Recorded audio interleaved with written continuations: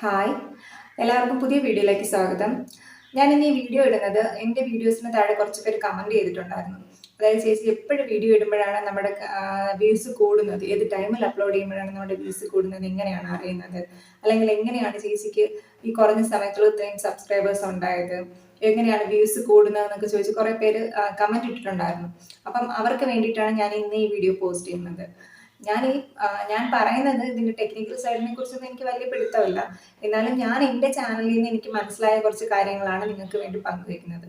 അപ്പം ഇതിന്റെ technical side അറിയാവുന്ന ആൾക്കാരൊക്കെ ഉണ്ടെങ്കിൽ അവർ സ്കിപ്പ് ചെയ്ത് പോകും. കാരണം ഞാൻ പറയുന്നത് നിങ്ങൾക്ക് വേണ്ടിയിട്ടല്ല.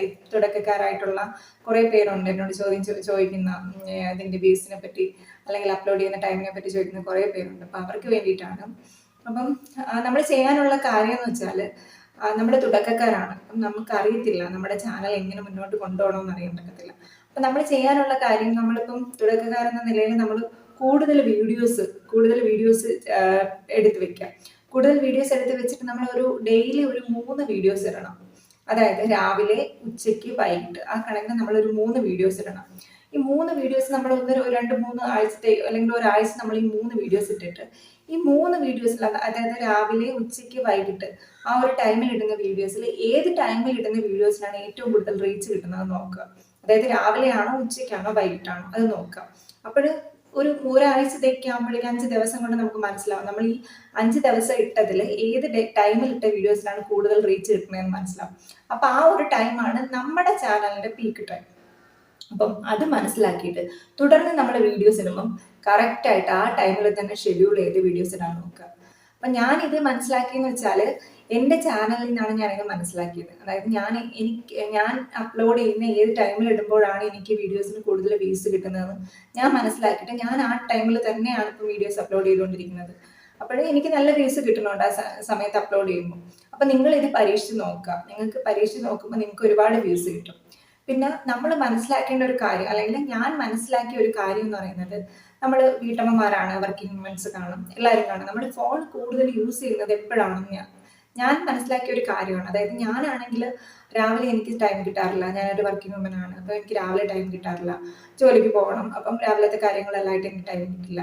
അപ്പം ഞാൻ വൈകിട്ട് ജോലി കഴിഞ്ഞ് വന്നാലും എനിക്കധികം ടൈം കിട്ടില്ല. പിന്നെ കിടക്കുന്ന സമയത്ത് കുറച്ച് നേരം നോക്കാൻ പറ്റും. അപ്പം ഞാൻ കൂടുതൽ അല്ലെങ്കിലും ഞാൻ ഈ വീഡിയോസ് കാണാനൊക്കെ ആയിട്ട് ഉപയോഗിക്കുന്നതെന്ന് വെച്ചാൽ ലഞ്ച് ടൈം, ആ ഒരു ഉച്ചയ്ക്ക് ഉള്ള ടൈമിലാണ് ഞാൻ കൂടുതൽ ഫോൺ യൂസ് ചെയ്യുന്നത്. ഞാൻ ആലോചിക്കുമ്പോൾ എനിക്ക് തോന്നുന്നതെന്ന് വെച്ചാൽ, നമ്മൾ വീട്ടമ്മമാരാണെങ്കിൽ നമുക്ക് രാവിലെ വീട്ടിൽ കുട്ടികളെ സ്കൂളിൽ വിടുന്ന ടൈം കാണും, ഓഫീസിൽ ഇപ്പം ഹസ്ബൻഡിനൊക്കെ ഫുഡ് റെഡിയാക്കുന്നവർ കാണും.